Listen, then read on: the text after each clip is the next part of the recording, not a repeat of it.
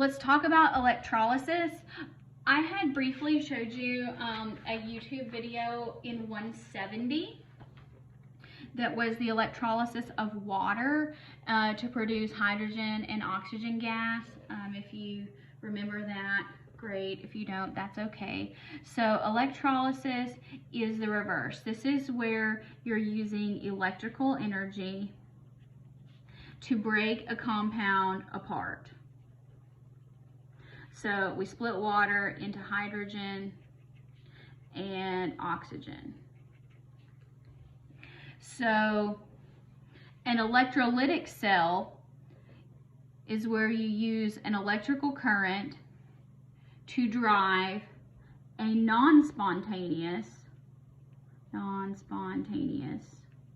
redox reaction, which would be what would happening like using the alternator to recharge the battery in the car. So what do we use electrolysis for? Why is this a good thing? Electrolysis, we can use it to separate elements from their compounds. This is a big deal in industry for metal extraction from their minerals. So like iron from its ore, from their minerals, so you can say ore. To produce hydrogen gas for fuel cells. We can also use it for electroplating, which we'll talk about in a little bit. So notice, an electrolytic cell, things are going backwards. So the anode is over here on the right. The cathode is on the left. The electrons are still moving from anode to cathode, but notice they're going in the opposite direction because you have an external voltage source that's providing a current and forcing these electrons this way. I find electrolysis very confusing, but I'll try to make it as less complex as possible. So this is still reduction. Reduction's occurring at the cathode. This is occurring at the anode. So this is oxidation.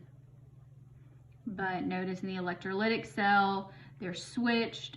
The anode is connected to the positive side of the battery. The cathode is connected to the negative side of the battery. So electrons are going from negative to positive, negative to positive. Still have a salt bridge. So, as I have demonstrated that, now let's fill in the blank. Electrons are actually drawn away from the anode, which is now connected to the positive terminal.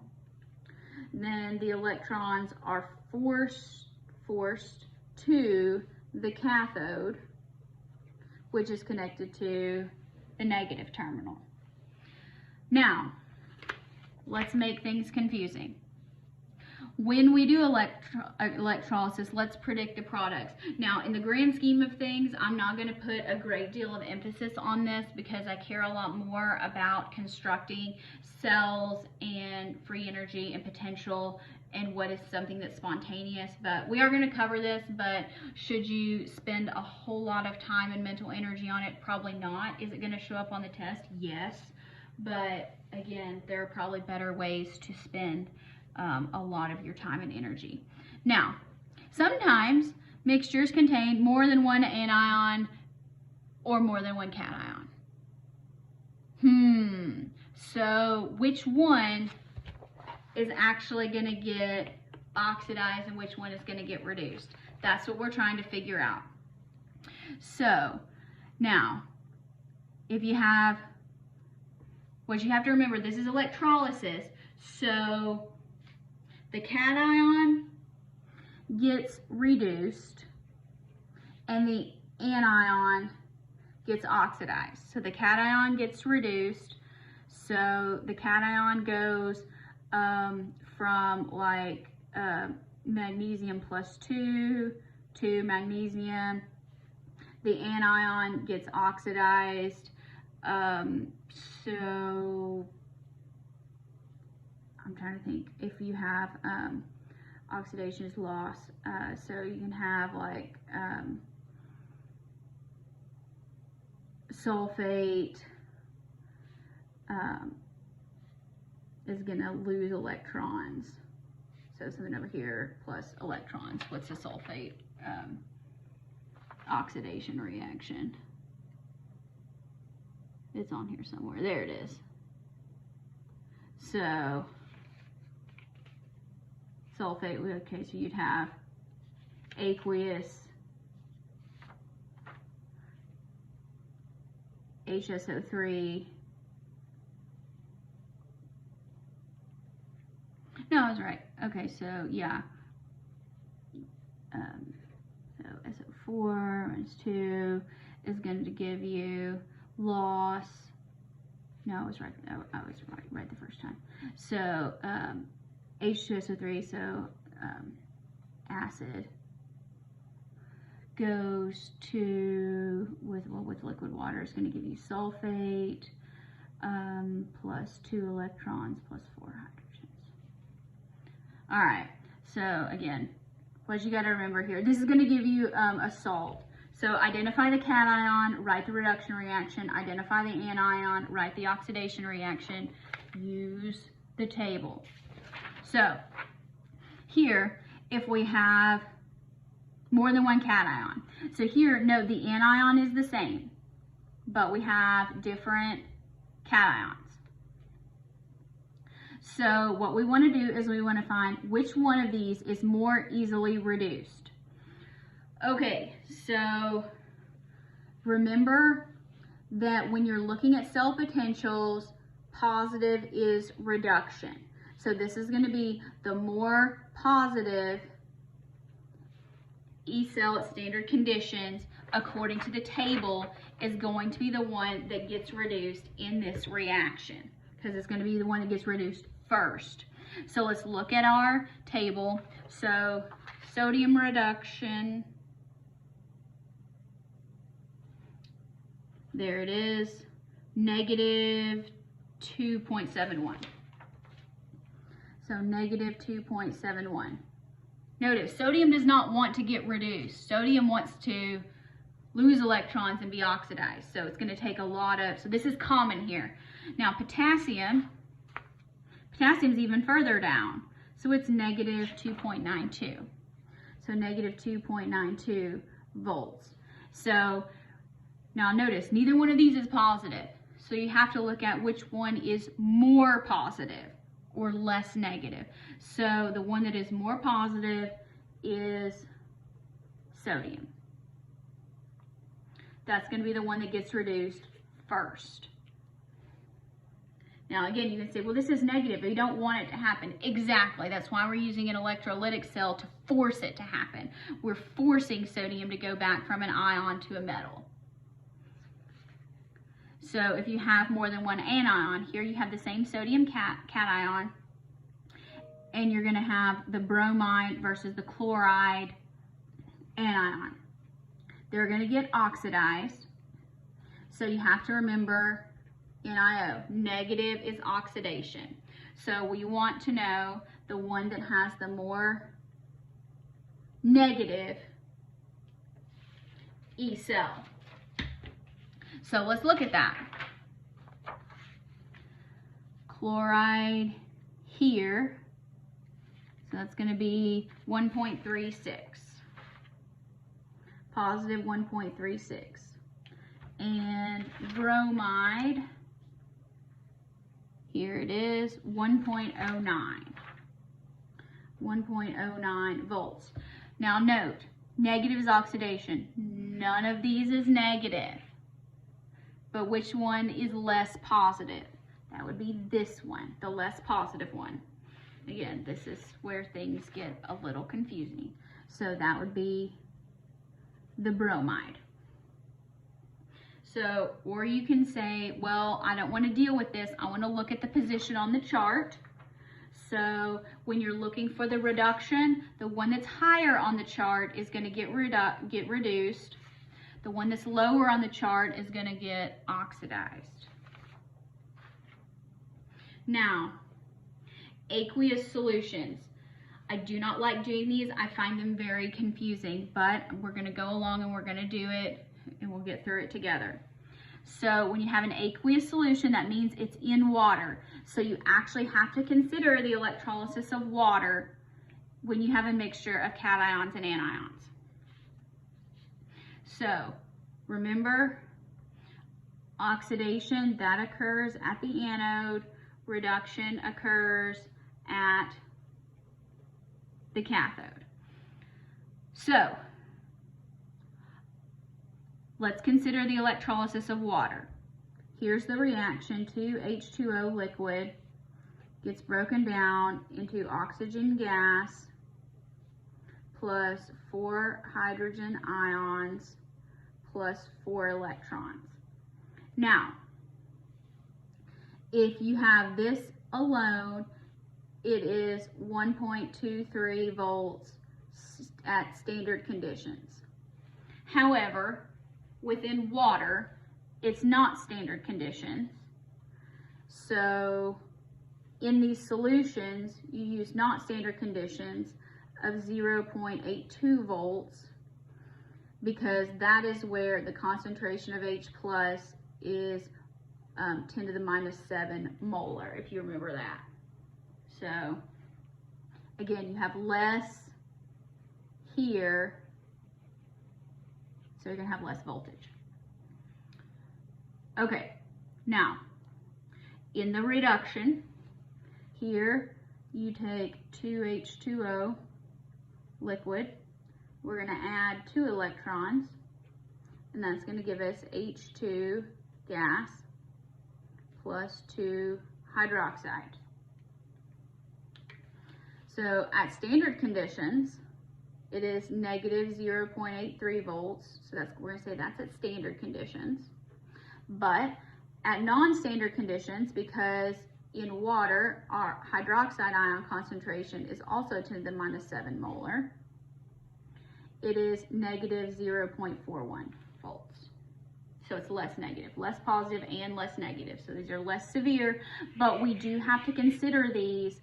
So what we're going to have to do is when we find our anode and our oxidation, we're going to compare that one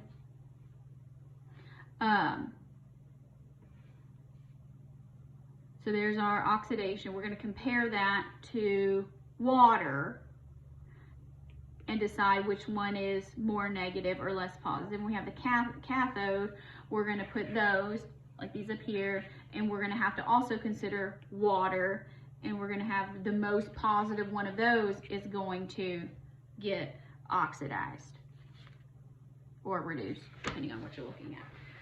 So let's give this a try.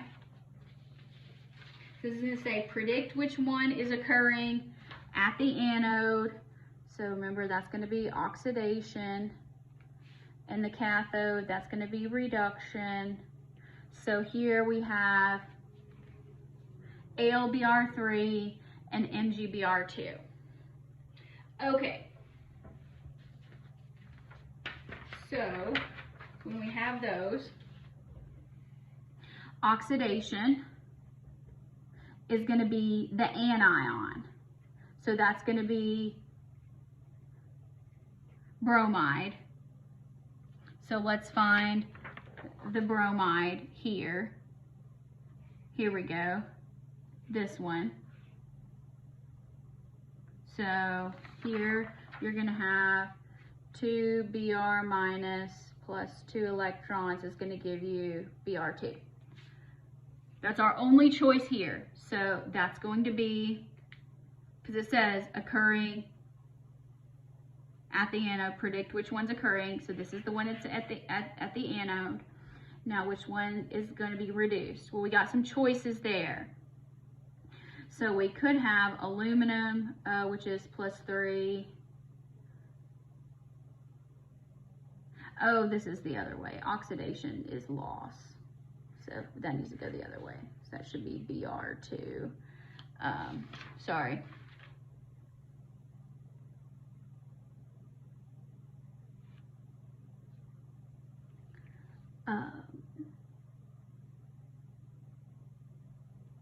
Oh, I had it right. But so it should be 2 Br minus gives us Br2 plus 2 electrons.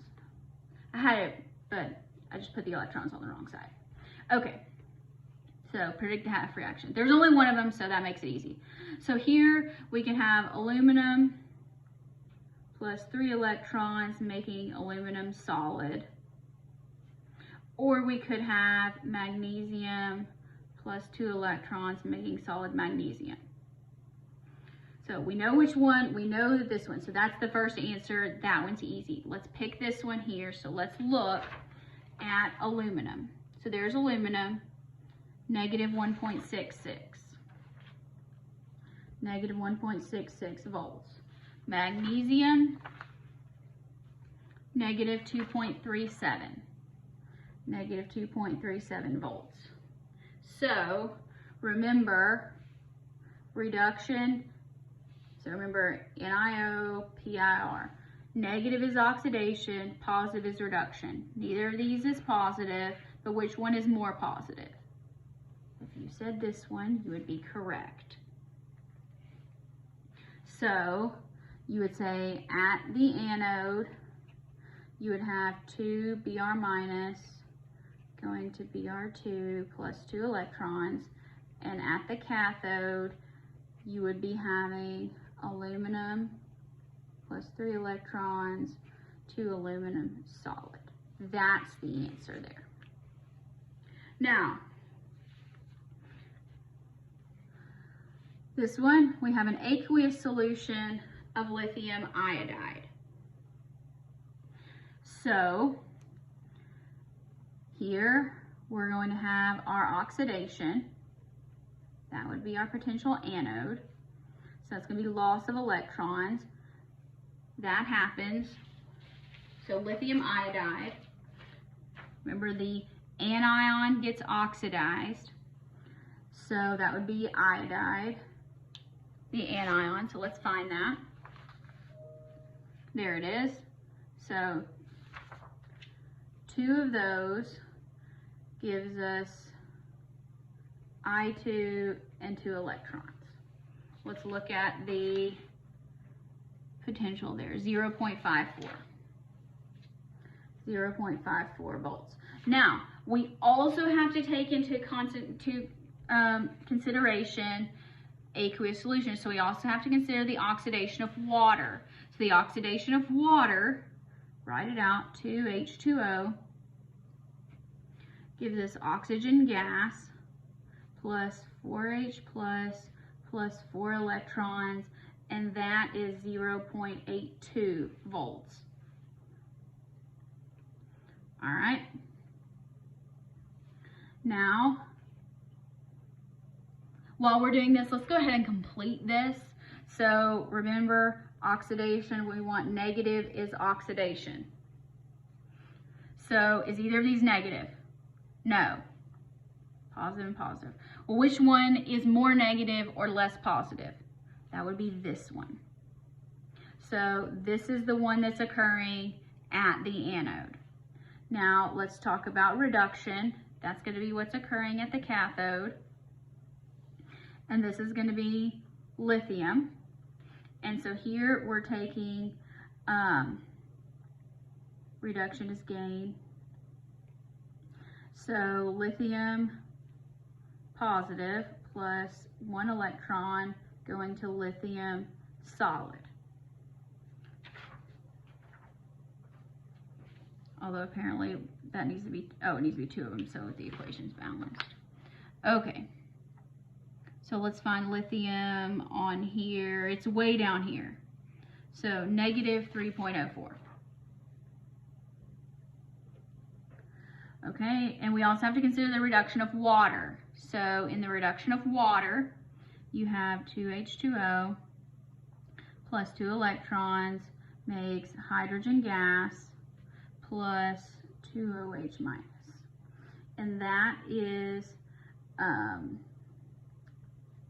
negative 0.41 volts. Now here we have PiR. More positive is reduction.